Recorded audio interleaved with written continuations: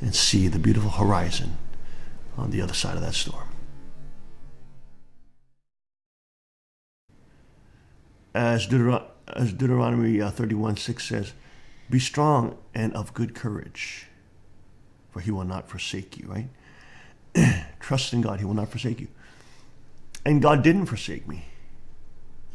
I felt very lonely after Father left, especially after Don Mother was, trying to kick me out and fire me for everything, and then, of course, succeed in doing so.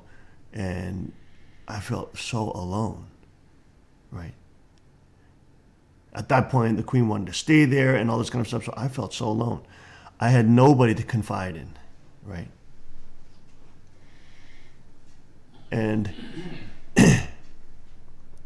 just completely alone. Obviously your children can't help you. The wife is dealing with all the girl emotions, and being ostracized is the greatest fear. It's like death for two women. So, and of course, the idea of leaving all those resources, the potential of that, she was scared of that, right? And of course, she shared that in her testimony, and she's repented of that to God, etc. But I was totally alone, and of course, Kuk Jung was the only one that we could basically lean on one another. That's it. Cain and Abel. That's it.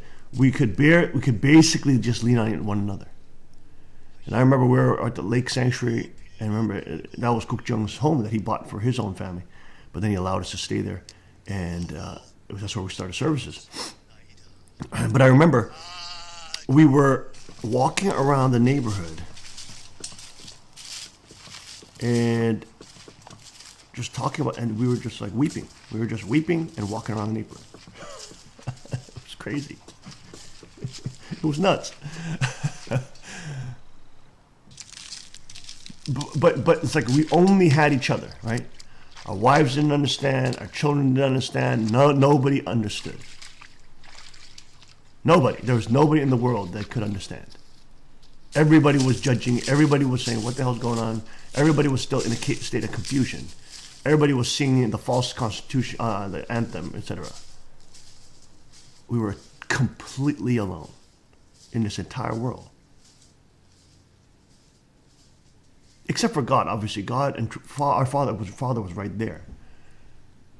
But it was like, from a human perspective, we were alone. I mean, it's just me and him.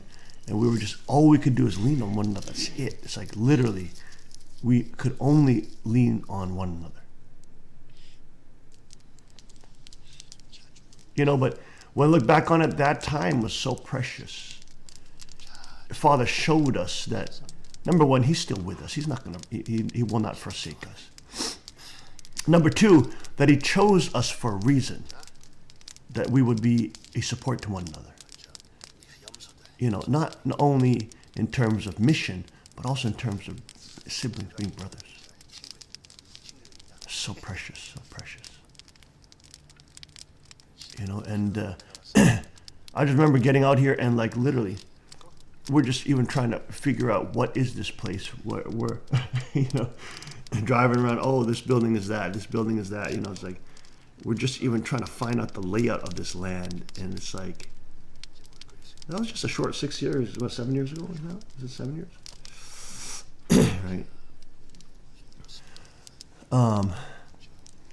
But in that time, that praise music, just praising God. Oh my gosh, that like could heal my heart. It really could heal my heart and just like help me refocus, because I have always liked singing. Everybody knows that. I've always liked vocals and singing, but just the praise music just centered our hearts on God. And I remember when our kids are here, I would have that conversation with the children, that they have to also watch out what they consume through their ears. And, secular music is the same patterns of adultery, cheating, licentiousness, free sex culture, bang, bang, banging this girl, banging that girl. It's just stupid. It's just pathetic. It's just stupid and mammalian. Okay, it's just like a reptilian and mammalian level of brain. Seriously. And so, I even talked to my children about that, because their kids and their friends are listening to this secular music center. And we had a discussion about how important it is to what you consume with your ears as well, and that you consume things that strengthen your spirit and soul. And so all of them actually listen to gospel music, right? Because because Daddy emphasized and how stupid and how weak and how actually depressed pop music makes you. It makes you very depressed, right? It makes you delusional. Whereas the Word of God, through gospel songs, some more than others, are still cool. There's a lot of still cool genres and still very nice music that's been produced that sounds like popular music, but the lyrics are spirit-filled. The lyrics remind us of our sinfulness, or remind us of our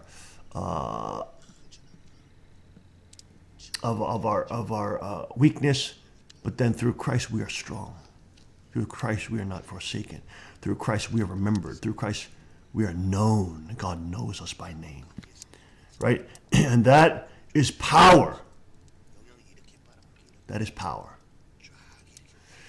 Job is doing that. He is praising God. He's not, I don't know if he's singing or not, and I'm thinking singing, but he is remembering like the greatness of God. Like this is the God that compassed the water, and the pillars of heaven tremble and astonished at his reproof. This is a great God. He's a glory.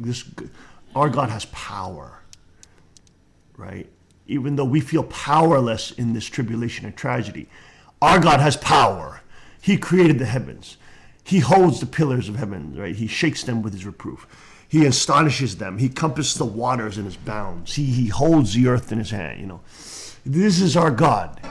We have no power in this tragedy. We have no power in this life tribulation. But God has power, you see. And he is my rock and my salvation, like the lifeboat, right? I can hold on to this raft, this lifeboat, right? God has power. Right? When you feel helpless, God is our help. He is powerful. He is able. When we are unable, he is able. When we are weak, he is strong. Right? We can lean on him. We can hold on to him, that lifeboat in that midst of the storm. And we can penetrate and cut through the waves and see the beautiful horizon on the other side of that storm.